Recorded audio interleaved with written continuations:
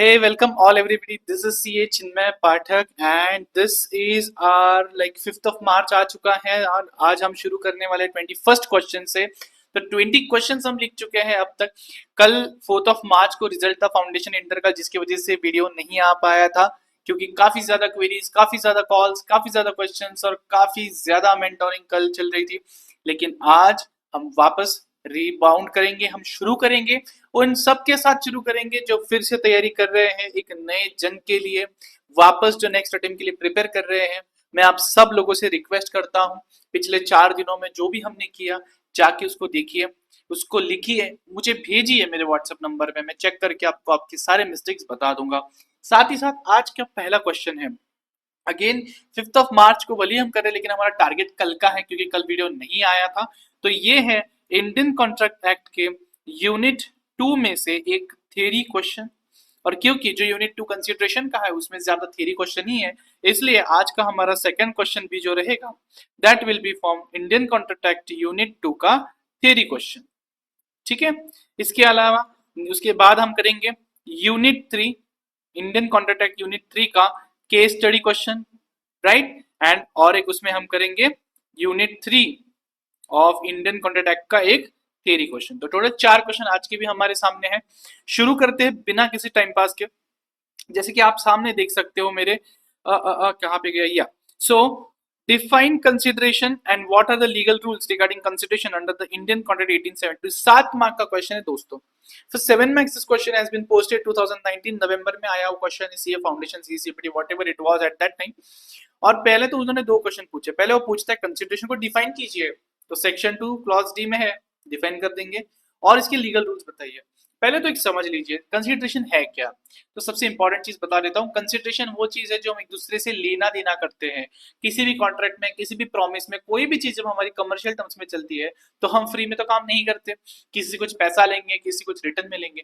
तो something in return, क्या लिखेंगे हम, समथिंग इन रिटर्न, कुछ तो हमारे पास आना चाहिए और कुछ तो सामने से जाना चाहिए। और इसको हम दूसरा लैटिन टर्म है क्विड प्रो क्यो। ठीक है, तो सर पैसा ही होना चाहिए कि नहीं, समथिंग, ऐसी कोई चीज जिसको वैल्यू देता है लॉ।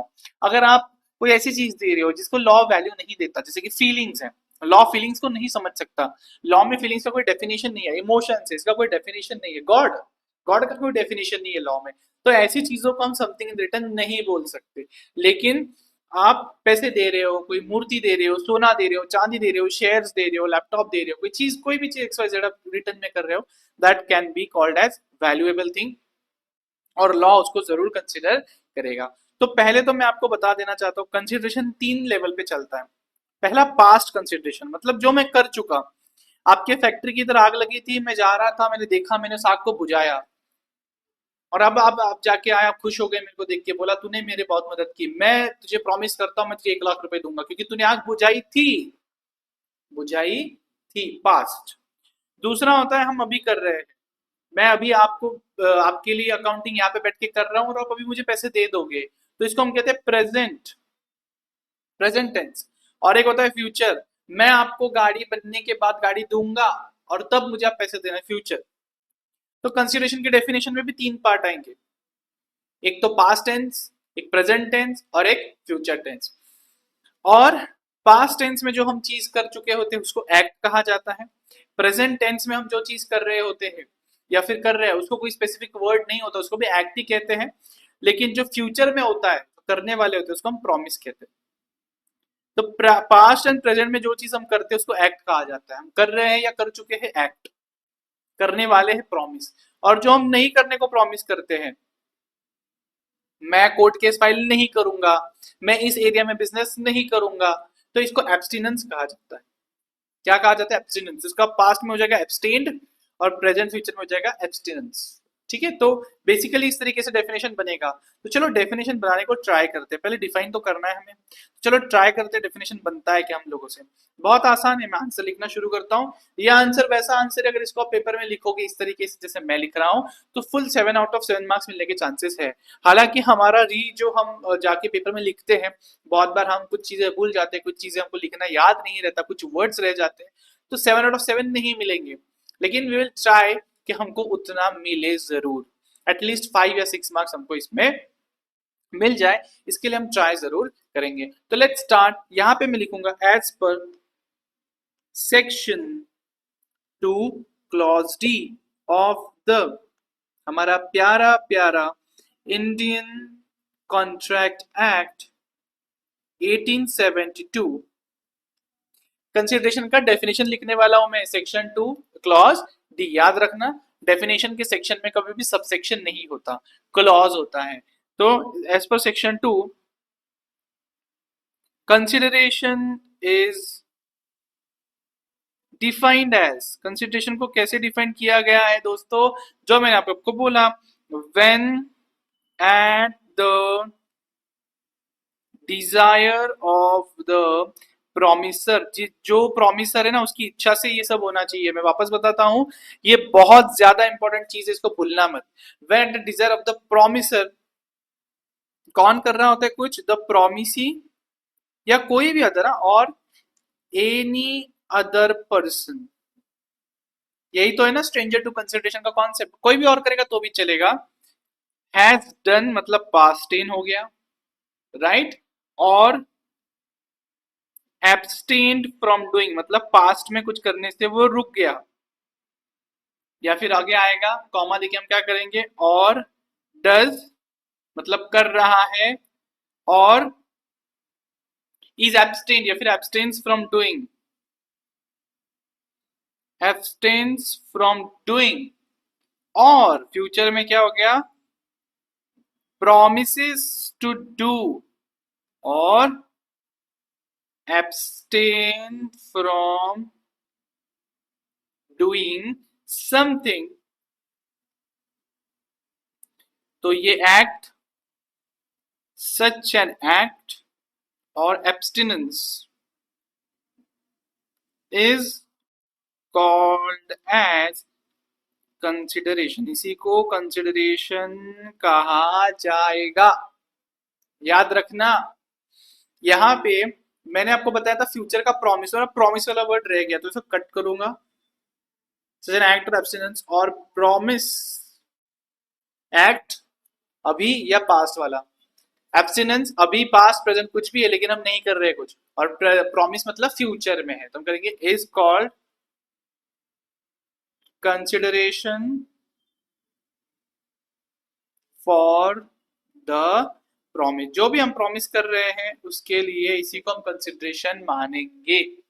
फिर हम लिखेंगे थोड़ा सा क्विड प्रो को के बारे में, something in return. It is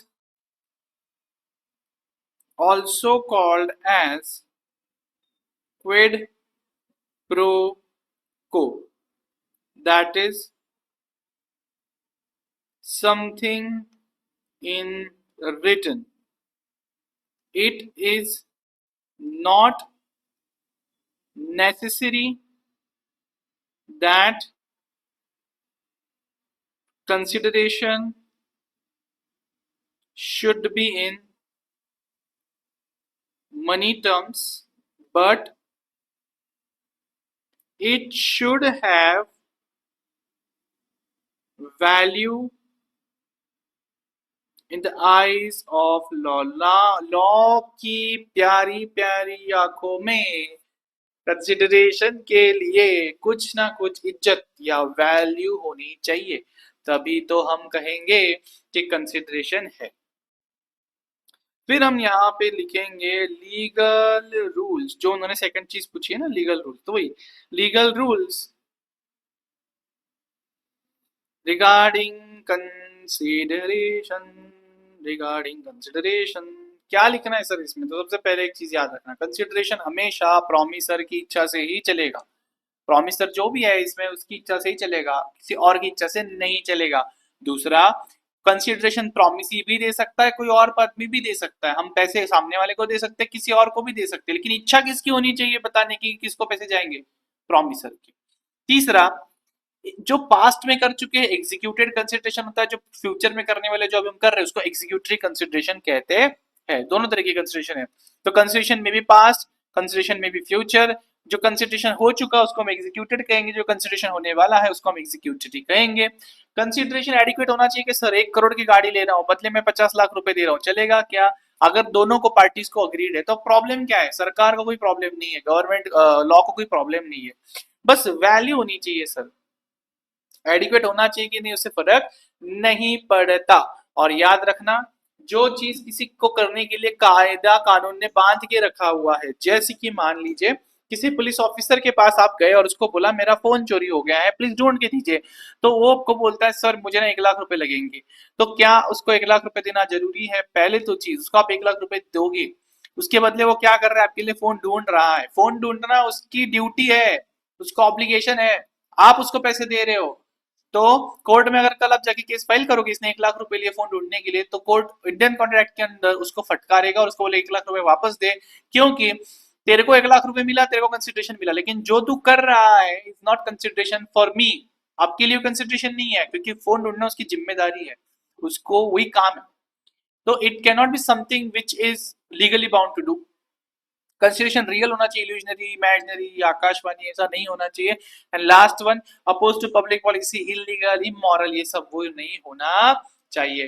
तो लिखना शुरू करते हैं हम। सबसे पहले हम लिखेंगे कंसिडरेशन के बारे में, सबसे पहला must be move at the desire of the promisor.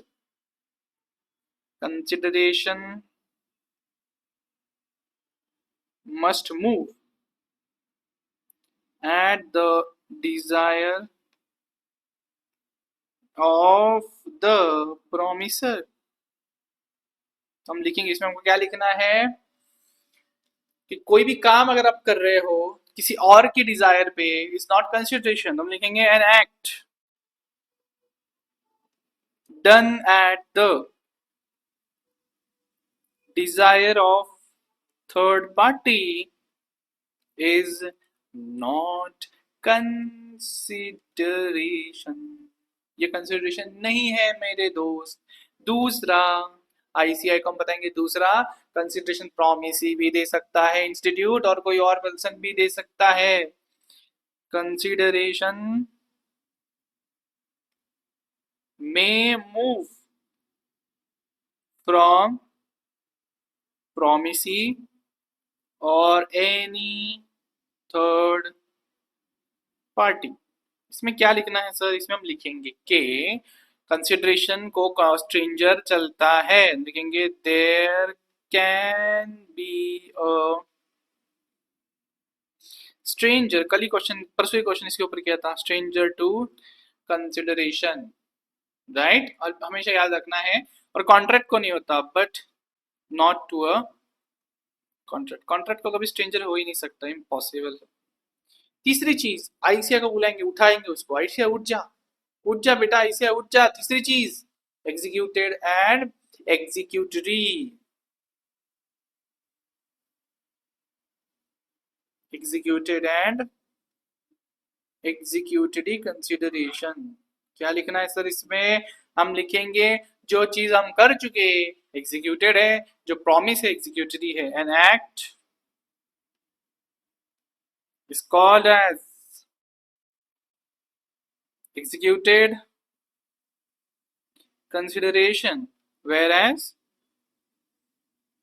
a promise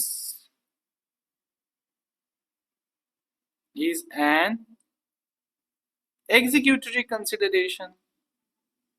इसी पॉइंट को दूसरी भाषा में लिखना है, अंग्रेजी भाषा थोड़ी सी कॉम्प्लेक्स है, तो इसी में हम लिखेंगे consider past present future. Same चीज को हम वापस लिखेंगे, consideration may be past, present और फ्यूचर। तो हम इसमें लिखेंगे कि कुछ कंसिडरेशन पास्ट भी हो सकता है, सेम लाइन हम लिखने वाले इसमें, तो लिखेंगे the definition of consideration recognizes all three, that is past, present and future consideration। इसके बाद मैंने आपको क्या बोला? कंसिडरेशन एडिक्वेट होना जरूरी नहीं है। कंसिडरेशन, तो सर मैं अभी शोरूम में जाके कोई भी गाड़ी लेके उसको 1000 रुपए दे के निकल आऊं, चलेगा क्या? अरे बेटा, पहले ही लाइन में पढ़ा, consideration should be at the desire of promisor, तो प्रोमिसर इसमें वो गाड़ी वाला रहेगा। अगर वो इच्छा ही नहीं व्यक्त करता इतने में बेचने की, तो तुम क्या ही उसको इनएडिक्वेट और एडिक्वेट की बातें करोगे, कुछ भी नहीं कर पाओगे। कंसिडरेशन में नॉट बी एडिक्वेट, इसमें क्या लिखना है, consideration may not be adequate, but it should have some value in the eyes of law. Second last consideration, sir third last consideration वो नहीं होता जो हम लीगली करने के लिए बाउंड होते हैं। तो performance of an act which one is legally bound to do is not consideration। तो पुलिस वाले को बोलो ये नहीं चलेगा अंकल, पैसे नहीं ले सकते आप मेरे से। Consideration must be real and not illusionary। Illusion में नहीं, झूठा झूठा नहीं होना चाहिए, ठीक है, ग्रामेटिकली ये इल्यूजनरी नहीं होना चाहिए, it should be illusionary. But anyways कुछ फर्क नहीं पड़ता है मुझे तो भी। और लास्ट वाला इलीगल ना हो यार, किसी को मर्डर वर्डर करने का, पैसे चुराने का ना हो। Consideration must not be unlawful, immoral, और इमोरल नहीं होना चाहिए, अनलॉफुल नहीं होना चाहिए, और लास्ट वाला जो कह सकते हैं अपोज टू पब्लिक पॉलिसी।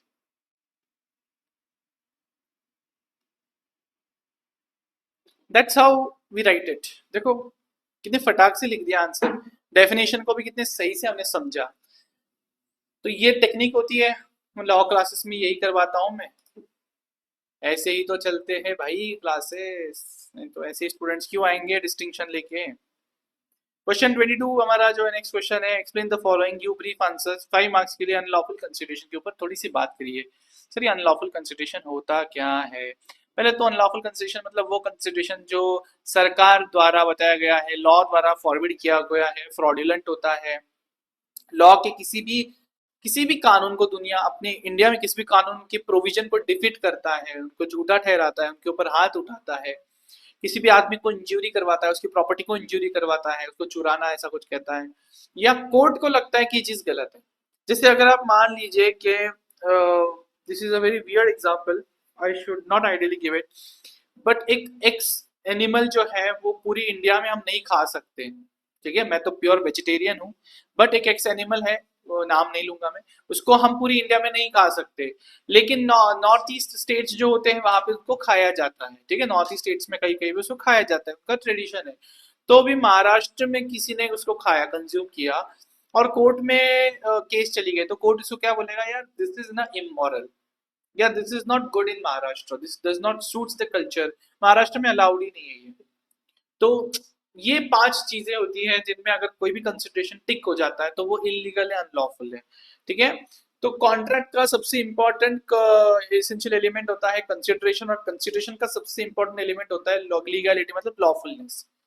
तो अगर अग्रीमेंट में कंसिडरेशन अनलॉफुल है तो अग्रीमेंट वॉइड हो जाता है, इतना याद रखिए। तो इसको हम यहाँ पे लिखेंगे, अनलॉफुल कंसिडरेशन। इसमें क्या लिखना है सर, हम लिखेंगे N essential element of contract is consideration, and essential element, इसको अंडरलाइन रह गया, of consideration is legality। Legal होना चाहिए यार, या फिर लॉफुल लिख देते अच्छा वर्ड रहेगा, लॉफुल होना चाहिए। लिखेंगे further an agreement whose consideration is unlawful is void. ठीक है, फिर हम कब अनलॉफुल होता है तो हम लिखेंगे कि कंसिडरेशन एक अग्रीमेंट का तब अनलॉफुल होता है जब किसी भी चीज में वो बैठता है नीचे दिए गए पांच, तो लिखेंगे the consideration becomes unlawful if first it is forbidden by law, कानून ने पहले से ही बता के रखा है ये चीज मत करो तो अनलॉफुल है। इट इज फ्रॉडुलेंट, पे कॉमा देखिए और कॉमा देखिए और कायदे की किसी प्रोविजन को किसी इसको वो ये करता है, डिफीट करता है, defeats the provisions of some law, so लिखेंगे it defeats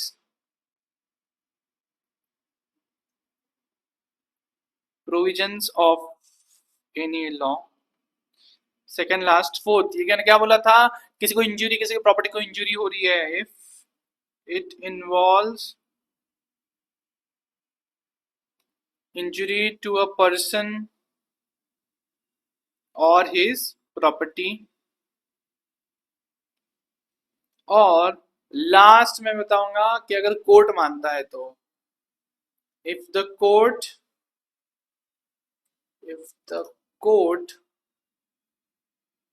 decides it to be immoral or opposed to public policy, that's it। पांच के पांच मार्क्स पूरे अपने। क्लियर है सबको? Let's go to the next question which is a case study sir, 2022 में आई, जून में आई थी।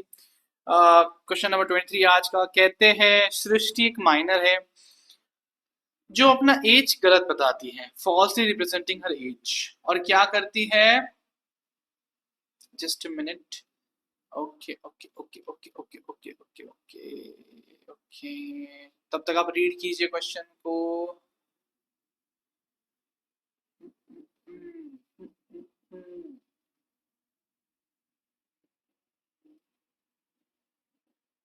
या ओके, सो सृष्टि जो है ये फॉल्सली अपना एज बताती है और enters into an agreement with N authorised laptop dealer mister Gupta. Mister Gupta को झूठ बताती है कि गुप्ता जी मैं ना 20 साल की लड़की हूँ।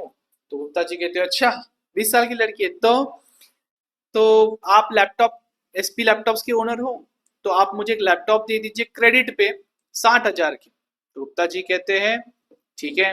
1 अगस्त 21 को 60,000 का लैपटॉप गुप्ता जी देते हैं सृष्टि को, जो एक्चुअली माइनर है लेकिन झूठा झूठा बता रही है कि मैं तो मेजर हूँ, 20 साल की हूँ। प्रॉमिस करती है मैं दूंगी आपको पैसा 60,000 प्लस 16% इंटरेस्ट भी दूंगी आपको, 31 जुलाई को दूंगी। खुश हो जाता है बंदा, इंटरेस्ट भी मिल रहा है। She told him that in case अगर वो नहीं पे करती है तो उसके फादर, उसके पापा मिस्टर राम विल पे। अरे बाप रे, पापा को फंसा दिया बेटी ने। After 1 year Srishti was asked to pay the outstanding amount. 1 साल हो गया, अगस्त से लेकर जुलाई तक। पैसे मांगने को बोलती है तो बोलती है पागल है क्या गुप्ता जी, मैं तो माइनर हूं, मेरे से 1 रुपया नहीं ले पाओगे तुम, जो करना है कर लो। 1 जनवरी 24 को, मतलब यहाँ से 21 से जब लैपटॉप बेचा था, उससे 21, 22, 22, 23, 23, 24, रफली 2.5 साल बाद मेजर हो जाएगी और तभी एग्रीमेंट को रेटिफाई कर पाएगी। बताइए क्या मिस्टर गुप्ता पैसे रिकवर कर सकते हैं? सवाल क्रमांक पहला, सृष्टि के अगेंस्ट केस फाइल करेंगे तो क्या इंटरेस्ट के साथ पैसा मिलेगा? दूसरा, मिस्टर राम उसके पापा के साथ केस फाइल करेंगे अगेंस्ट, तो क्या ये सारा पैसा मिलेगा? तीसरा, सृष्टि के अगेंस्ट केस फाइल करेंगे लेकिन तब जब वो मेजर हो जाए, मैच्योर हो जाए, क्या वो पैसा ले पाएंगे? तो 6 मार्क्स के लिए 3 तरह के क्वेश्चन पूछे। पहले तो याद रखना, एक माइनर कभी भी कॉन्ट्रैक्ट कर ही नहीं सकता, और जब भी माइनर कोई कॉन्ट्रैक्ट पे साइन करता है ना, वो from the very beginning void होता है, झूठा होता है, लॉ के आइज में वो 0 वैल्यू होल्ड करता है। यहाँ पे गुप्ता और सृष्टि जी की जो अग्रीमेंट है ना वॉइड, ये तो श्योर क्यों वॉइड है। लेकिन क्या सृष्टि के against Gupta ji case file करेंगे? नहीं कर सकते, अगर फाइल करेंगे तो एनीवेज कोर्ट बोलेगा वॉइड है, यू कैन नॉट अर्न। क्या राम के अगेंस्ट कर सकते हैं क्या? तो राम के अगेंस्ट कर सकते हैं, केस फाइल कर सकते हैं क्या? तो राम के अगेंस्ट आप केस तो जरूर फाइल कीजिए, लेकिन कोर्ट सवाल पूछेगा कि क्या सृष्टि राम की एजेंट है? तो राम बोलेगा नहीं, एजेंट तो नहीं है। कहीं पे लिखा है किसी कॉन्ट्रैक्ट में कि एजेंसी है? नहीं। तो क्या है फिर? राम कौन है सृष्टि का? तो राम तो गार्डियन है, राम तो गार्डियन है। और फिर उस केस में कोर्ट बोलेगा कि राम को भी पैसे देने की जरूरत नहीं पड़ेगी। क्यों सर? लॉ में लिखा हुआ है कि guardian is not liable for the acts of a minor even as a principal. कुछ भी हो जाए। हाँ, राम को पता होता ये चीज कि सृष्टि ऐसा कर रही है, तो उस केस में राम को पैसे देने पड़ जाते थे। लेकिन यहाँ पे राम को भी नहीं पता, तो राम से तो आप 1 रुपया नहीं ले पाओगे। और क्या वो मेजर हो जाएगी? तो कोर्ट में लिखा हुआ है कि एक माइनर मेजर होने के बाद भी अपने कोई भी अग्रीमेंट को रेटिफाई नहीं कर सकता, क्योंकि वो अग्रीमेंट बाय डिफॉल्ट वॉइड थी, मतलब खराब थी। तो खराब चीज को रेटिफाई नहीं कर सकते। जिसमें टेक्निकल इश्यूज है उसको रेटिफाई कर लो सर, लेकिन वो अग्रीमेंट ही तो वॉइड थी, तो इसको आप रेटिफाई नहीं कर सकते। तो तीसरी केस में पैसे नहीं मिलेंगे। तो गुप्ता का हो गया है बहुत बड़ा नुकसान, और गुप्ता ने एक्सेप्ट कर लेना चाहिए तीनों केसेस में, 1 रुपया वो नहीं निकाल सकता किससे। अब ये कहाँ कहाँ पे लिखा हुआ है सर? तो पहली चीज, आज का जो ये केस स्टडी है इसमें मैं कोई सेक्शन नंबर नहीं लिखने वाला हूँ, फॉर अ सिंपल पार्ट कि मैं बताना चाहता हूँ बिना सेक्शन नंबर के हम कैसी चीजें लगती है। मेजर लोग जो रहेंगे यही रहेंगे। तो मैं लिखूंगा यहाँ पे सबसे पहले फैक्ट्स। फैक्ट्स में मैं लिखने वाला हूं Srishti a minor buys laptop on credit from mister Gupta by falsely telling that she is a major. Now, she does not pay the money to Mr. Gupta. अब बताइए, यही तो बेसिक फैक्ट्स है। हम लिखेंगे applicable provisions and conclusion. Sir क्यों? क्योंकि यहाँ पे मैं सीधा पॉइंट वाइज ही पूरा आंसर लिखने वाला हूँ। एक पहले का जो आंसर है उसी में उसके फैक्ट्स डाल, उसी में इसके प्रोविजन, इसमें इसके प्रोविजन और कंक्लूजन, इसमें इसका प्रोविजन और कंक्लूजन। देखो एकदम आसान है। तो मैं पहला लिखूंगा यहाँ पे, पहला वाला क्या सृष्टि के अगेंस्ट कर सकते, तो हम लिखेंगे a minor is not competent to enter into an agreement. पहला, minor is not competent. An agreement entered into by a minor is void ab initio. क्या होती है? void ab initio होती है। तो यहाँ पे हम लिखेंगे therefore Mr. Gupta cannot recover any money by filing case against Srishti as she was minor at the time of entering into contract. इस क्वेश्चन में एक नई एंगल आ जाता है सर, जब माइनर फ्रॉड करता है तो क्या करना चाहिए।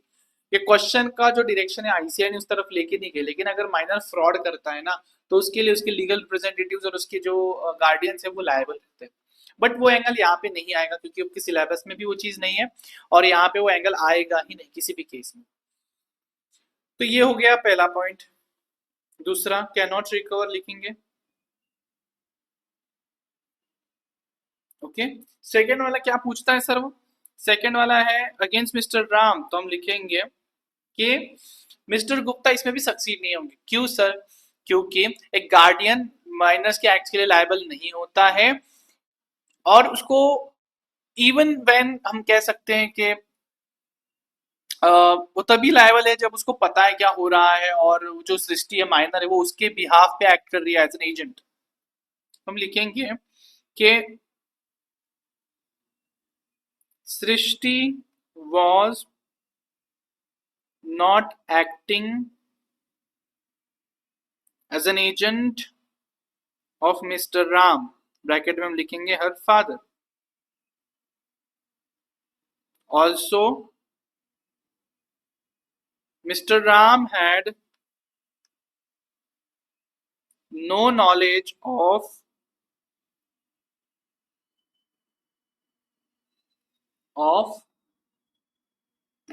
Srishti. Also, Mr. Ram had no knowledge of Srishti entering into any agreement with Mr. Gupta. हम लिखेंगे thus Mr. Ram ब्रैकेट में guardian is not liable for the acts of the minor Srishti. Therefore, Mr. Gupta will not succeed against Mr. Ram. ठीक है, हम यहाँ लिखेंगे not acting as an agent, Mr. Ram no knowledge, guardian is not liable for the acts of the minor. That's it. तीसरा sir, तीसरा क्या है sir? कहता है सृष्टि जब मेजर हो जाएगी तब नहीं यार, यहाँ पे भी हम लिखेंगे कि an agreement entered into by a minor cannot be ratified after he/she attains majority. Thus, Mr. Gupta will not succeed in this case also. That's it. That's it. देखो थोड़ा सा अलग तरीके से लिखा है इस केस स्टडी को हमने। तो कन्वेंशनल फॉर्मेट हर जगह पे अप्लाई नहीं होता, जहां पे 3-3 4-4 पॉइंट्स पूछे हुए वहां पे कन्वेंशनल पॉइंट अप्लाई नहीं होते हैं। और इसके बाद हमारा आज का लास्ट क्वेश्चन है, enumerate the difference between wagering and contract of insurance. काफी इजी है, मैं बार बार बताते आया हूँ, क्लास में भी मैंने ये चीज बताई हुई है और एक बार एक लाइव सेशन लास्ट टाइम जब लिया था तभी बताया था। इंश्योरेंस क्या होता है बताएं? मैं किसी को बोलता हूँ मेरी कार मेरा मान लीजिए मेरा एक फैक्ट्री है, मैं एक इंश्योरेंस कंपनी को बोलता हूँ कि सर मेरे फैक्ट्री में ना 10 करोड़ का माल पड़ा रहता है, तो मेरी फैक्ट्री को फायर वाटर अर्थक्वेक से कुछ हो गया तो मुझे डर है।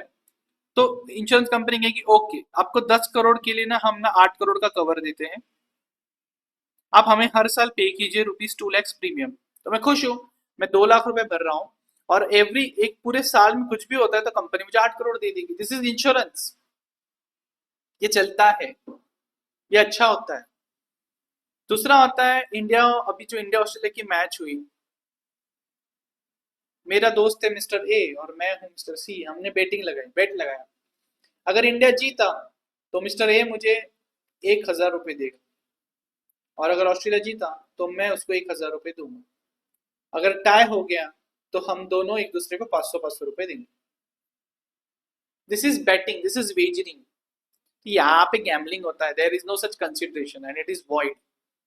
तो 5 पॉइंट पे चलता है बेसिकली पूरा ये डिफरेंशिएट बिटवीन, तो हर एक आपको पूरा मैं एक्सप्लेन करता हूँ।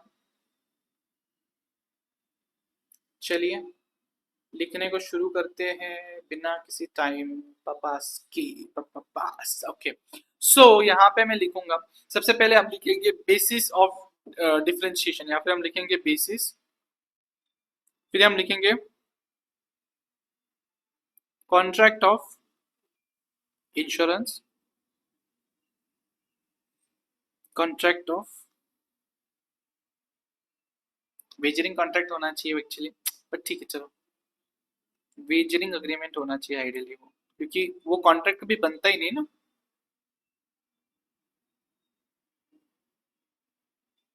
तो ऐसा है एक ओवरऑल आपका सीए फाउंडेशन। तो सबसे पहला आएगा मीनिंग। इंश्योरेंस में क्या होता है, किसी को लॉस हो रहा है तो इंडिमनिफाई करेंगे। वेजरिंग में क्या होता है, कोई चीज होती है या नहीं होती है जो अनसर्टन है, उसके होने या ना होने पे कुछ पैसे देने नहीं देने होते। तो यहाँ पे हम लिखेंगे, इसको अंडरलाइन कर लेंगे, it is a contract to indemnify loss. यहाँ पे हम लिखेंगे इट इज अ प्रॉमिस, या तो तुझे पैसे दूंगा या तेरे से पैसे लूंगा, किसी अनसर्टन इवेंट के होने या ना होने पे। तो हम लिखेंगे it is a promise to pay moneys, मनीज लिखेंगे हम इसके, ठीक है, promise to pay moneys depending upon the happening और non happening of an uncertain event. लिखेंगे वर्थ ऑन हैपनिंग और non happening of an uncertain event. चल तो रहा है मेरा वीडियो, लफड़े हो जाएंगे मेरे, ठीक है। इसके बाद सेकंड क्या आएगा सर, सेकंड आएगा कंसिडरेशन। इंश्योरेंस में कंसिडरेशन होता है, मैं आपको प्रीमियम देता हूं, आप मुझे कवर दे रहे हो, इंश्योरेंस दे रहे हो, सिक्योरिटी दे रहे हो। एक वेजरिंग में क्या होता है यार, कुछ नहीं, गैम्बलिंग होता है, गैम्बलिंग। तो हम लिखेंगे यहाँ पे कंसिडरेशन, लिखेंगे इट इन्वॉल्व्स म्यूचुअल कंसिडरेशन। हम लिखेंगे it is simply gambling. Consideration इसमें नहीं होता, एंड हैज नो कंसिडरेशन। फिर तीसरा एनफोर्सेबिलिटी, क्या कायदा कानून इसको एनफोर्स करेगा, क्या इसको कंसिडर करेगा। तो हम लिखेंगे it is valid and enforceable. ये क्या है, इलीगल है, सॉरी वॉइड चलता ही नहीं, इलीगल ही बेसिकली वो, इट इज वॉइड एंड अनएनफोर्सिएबल। इसके बाद पब्लिक वेलफेयर, मतलब कौन सी चीज अच्छी है, इंश्योरेंस की बेटिंग, तो इंश्योरेंस अच्छी है, बेटिंग खराब है। और प्रीमियम, वेजरिंग में कुछ प्रीमियम नहीं होता, ऐसे ही कुछ भी होता है, 10,000 2,000 1 लाख 10 लाख 5 लाख। इंश्योरेंस में एक साइंटिफिक कैलकुलेशन होता है। तो हम लिखेंगे पब्लिक के लिए क्या है, यहाँ पे हम लिखेंगे पब्लिक वेलफेयर, लिखेंगे it is beneficial to society. ये क्या है, अगेंस्ट है, इट इज, डूब जाते हैं ना लोग, सुसाइड कर लेते हैं बेटिंग की वजह से, it is against public welfare. Last but not the least, सबसे इंपॉर्टेंट प्रीमियम, लिखेंगे premium is calculated using scientific methods. यहां पे लिखेंगे नो बेसिस, या फिर लिखेंगे लॉजिकल लिख देंगे, no logical basis for calculation of fee. जो फी लगाते हैं ना उसके लिए कुछ कैलकुलेशन नहीं। That's it that's it that's it that's it, ये 4 क्वेश्चन आज हमारे हो गए हैं। तो अगर आप एक ठीक है, होमवर्क के लिए आप यही करेंगे, ये चारों के चारों क्वेश्चंस आज के वापस लिख के 926138 606 पे भेज दीजिए। जो लोग आज से शुरू कर रहे हैं कोई इशू नहीं है, आज से भेजना शुरू कर दीजिए, but please start. I have already reach the number of 40, तो ऑलरेडी 40 लोग भेज रहे हैं। जब ये 60-70 हो जाएगा उसके बाद चेक करना is very difficult for me. Thank you so much everybody for coming at my YouTube channel, I hope you like it. Subscribe जरूर कीजिए, शेयर कीजिए आपके दोस्तों के साथ जिनको इसका हेल्प होगा, एंड आई होप कि जो लोग इसको देख रहे हैं प्लीज प्लीज प्लीज कमेंट भी जरूर करिएगा। Thank you so much everybody.